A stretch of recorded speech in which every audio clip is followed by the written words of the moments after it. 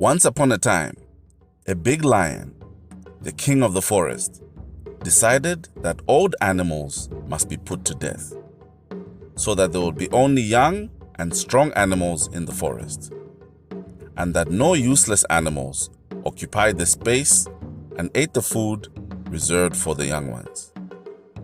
Naturally, all old and infirm animals were killed mercilessly. But one clever old hare called Kalulu escaped the punishment and hid himself in a cave out of sight of the others. Only the son of Kalulu knew of his whereabouts. When all was done, the forest became normal for a time, and the animals forgot all about the lion's cruel decision and deeds. One day, however, while the lion was asleep, he kept his mouth wide open, as he had a bad cold. A long snake, passing by, thinking it's a hole, entered the lion's mouth and made itself very comfortable in the lion's throat. The lion could not roar. To add to his discomfort, whenever the snake changed position inside the throat, the lion experienced terrible pain. Therefore, he announced in sign language that if anyone charmed the snake out of his mouth, the lion would reward him richly. Many young animals came forward, but none could lure the wretched snake out of its warm and comfortable hole.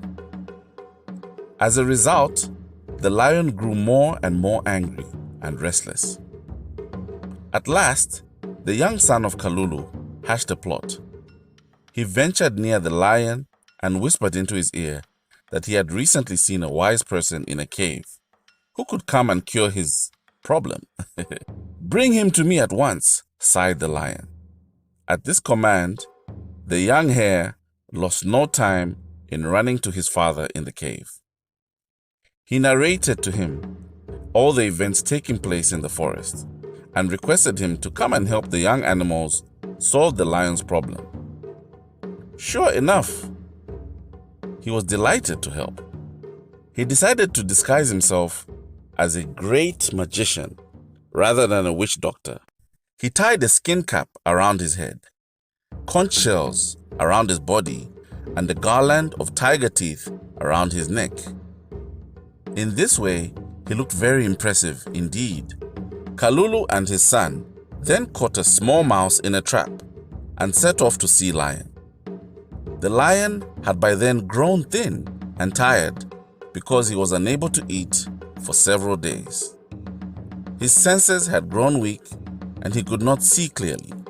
He, however, bade the magician to set to work immediately. To play his part fully, Kalulu made a great show of dancing rhythmically and uttering spells and invoking the spirits of the dead. Meanwhile, he quietly left the mouse trap in front of the lion's mouth. After a short time, as he was singing the magic chants, the snake inside the lion's throat became more and more aware of the smell of a mouse nearby and slipped out of the lion's mouth to investigate. At once, the lion felt a great relief from pain. Roaring with joy, he hugged Kalulu to his chest.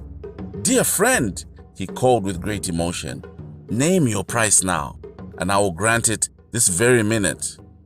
The hare, modest as all hares, said, "Your Majesty, I need nothing for myself. I only request a boon for the sake of others. Please grant that all old animals are allowed to live, because at a time of need like this, when the young animals find themselves helpless to solve the problem, an old and experienced animal would still be of some help." The lion realized his previous mistake and immediately agreed to this request. Thereafter, all animals were allowed to live forever and ever.